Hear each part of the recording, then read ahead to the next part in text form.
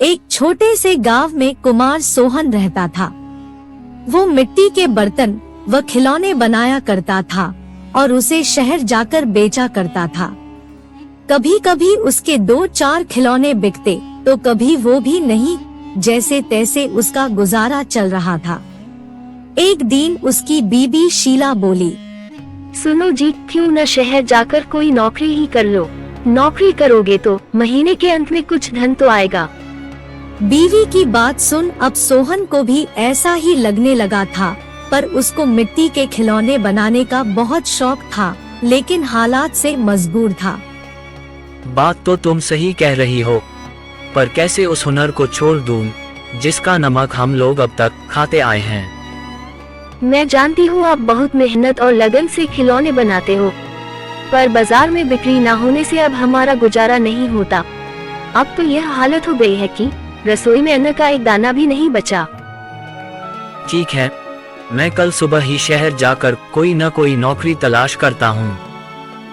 अगले दिन वो शहर के लिए रवाना हो गया और एक व्यापारी के पास वह नौकरी करने लगा।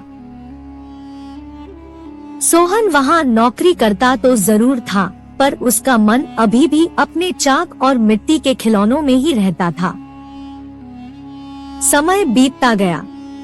एक दिन शहर में जहाँ वह काम करता था, उस मालिक के घर पर उसके बेटे निखिल का जन्मदिन था। सब महंगे महंगे तोहफे लेकर आए। सोहन ने सोचा, क्यों ना मैं मिट्टी का खिलौना बनाऊं और बच्चे के लिए लेकर जाऊं। वैसे भी हम गरीबों का तोहफा कौन देखता है। यह सोचकर वह मिट्टी का खिलौना बनाया और बनाकर जन्मदिन पर ले गया। जब दावत खत्म हुई तो निखिल की नजर उस मिट्टी के खिलौने पर पड़ी। उसे वो हाथ में उठा लिया और खुश होकर और भी बच्चों को दिखाने लगा। खिलौना सभी बच्चों को बहुत पसंद आया और जिद करने लगे कि उनको भी वैसा ही खिलौना चाहिए। यह सब देख सभी मेहमान एक दूसरे की तरफ देखने लगे और एक ही बात पूछने लगे, अरे वाह, इतना शानदार तोहफा कौन लाया है? इतना महंगा तोहफा ये किसने लाया होगा? ये खिलौना तो शायद आपका नौकर सोहन लाया है। इतना सुनते ही सब हैरान हो गए। सभी एक दूसरे का चेहरा देखने लगे। तभी मालिक बोला, सोहन तो बहुत गरीब है, इतना महंगा खिलौना कहाँ से ला सकता है? हाँ, मैंने देखा है, ये खिलौना सोहन ही लाया है। ठीक है, सोहन को बुलाओ, उससे पूछो कि ये खिलौना वह कहाँ से खरीदा है। वहाँ सोहन आता है और सब उसी के तरफ देखते हैं। वह माहौल देखकर हैरान हो जाता है। मुझसे क्या गलती हुई, सब मुझे ही घूर रहे हैं। शायद मेरा खिलौना निखिल को पसंद नहीं आया होगा और बच्चों के सामने वो अपमानित होगा। कोई बात नहीं, मैं माफी मांग लूंगा। मालिक, क्या आपने मुझे बुलाया? हाँ सोहन, क्या यह खिलौना तुमने दिया है? हाँ मालिक। तुम यह खिलौना कहाँ से लेकर आए हो और इतना महंगा तोहफा तुम लाए कैसे?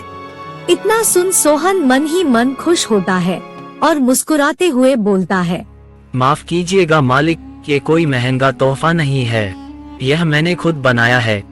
गांव में यही खिलौना बनाकर मैं अपने परिवार का गुजारा करता था, लेकिन इससे अब घर नहीं चलता, इसलिए आपके यहाँ नौकरी करने आया हूँ। अरे वाह, तुम क्या अभी है खिलौना बना सकते हो? और सभी बच्चे को तुम्हारा खिलौना बहुत पसंद आया है, इन्हें भी ऐसा ही खिलौना चाहिए। सोहन खुश होकर बोला, हाँ मालिक, बिल्कुल बना सकता हूँ। जब कल मैं आऊँगा तो खिलौना बना कर लेते आऊँगा। अगले दिन सोहन ने शानदार रंग बिरंगे खिलौने बना कर दिए। यह देख मालिक ने सोचा, क्यों ना मैं खिलौने का भी व्यापार करूं।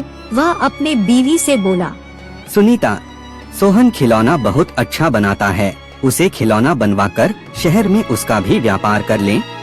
उसे सोहन को उसके मनपसंद का काम भी मिल जाएगा और उससे अच्छी तनख्वाह भी मिल जाएगी, साथ ही साथ एक मोटी रकम हम भी कमा लेंगे। ये तो अच्छा विचार है जी। यह सोच मालिक ने सोहन को खिलौना बनाने के काम पर लगा दिया और बदले में हर महीने अच्छी खासी तनख्वाह देने लगा और रहने को घर भी दिया। यह सब पाकर सोहन और उसका परिवार बहुत खुश हो गया और सोहन को उसके मनपसंद का काम भी मिल गया। दोनों हंसी खुशी रहने लगे।